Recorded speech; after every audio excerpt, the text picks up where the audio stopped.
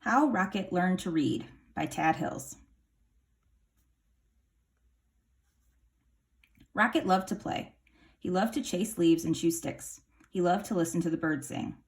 Every fall morning, after chasing leaves, Rocket would lie down in his favorite spot under his favorite tree. There, he'd sniff the neighborhood smells and settle in for a good nap.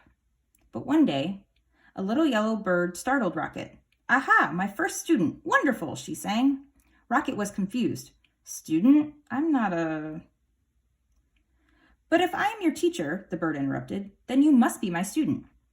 Rocket found it hard to argue with this bird. "I am so glad you saw my sign," the bird chirped. "Oh yes, I can see it," Rocket said, "but I don't know how to read."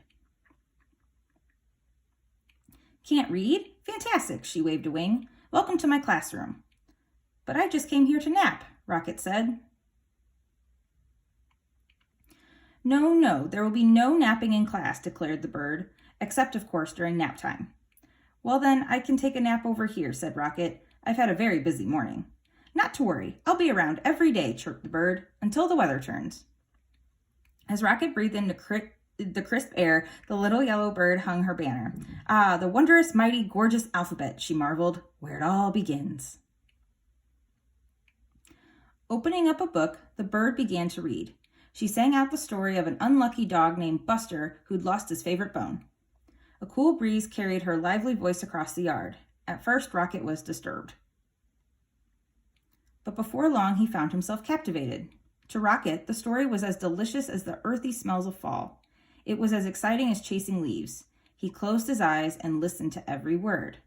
As Buster dug and dug under the lilac bush, the bird read, he felt something familiar.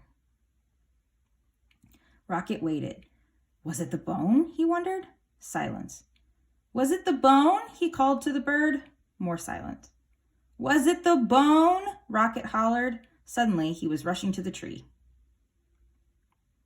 Well, was it? But the little yellow bird was gone. The next morning, Rocket arrived early. At last, the little yellow bird appeared. "Hello, how wonderful to see you in class," she chirped. "I can tell by your waggy tail that you are well rested." "I'd like to hear the end of the story, please," said Rocket. "That seems like a fine way to start the day," chirped the bird. She gave Rocket a name tag and began to read. Every day, Rocket returned to the little yellow bird's classroom. In the morning, the bird taught him a new letter, until he had learned all of the wondrous, mighty, gorgeous alphabet. Together, they sang out the sounds that each letter makes and spelled the sounds as they heard around them. With a G and many R's, they spelled Mr. Barker's growl. Grrr. They spelled the sound of the wind, which was growing colder by the day. Soon, they were spelling words like FALL for the gusty time of year and RED for the color of the leaves. And each afternoon, the bird read a story. She read stories about dogs and birds. She read about leaves changing colors and about birds flying south for the winter. Then one day, the weather turned and the letter banner disappeared. "See you again in the glorious spring," the bird sang.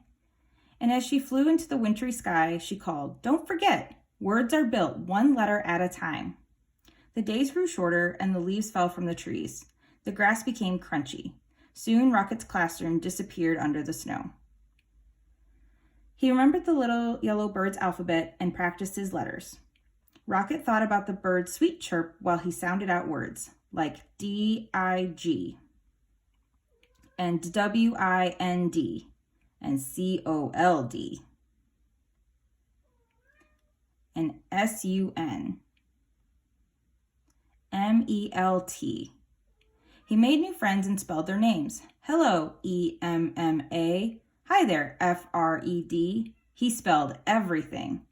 When Rocket spelled MUD, he knew that spring, as it always does, had returned. The breeze blew warmer and the grass grew greener and a sign appeared.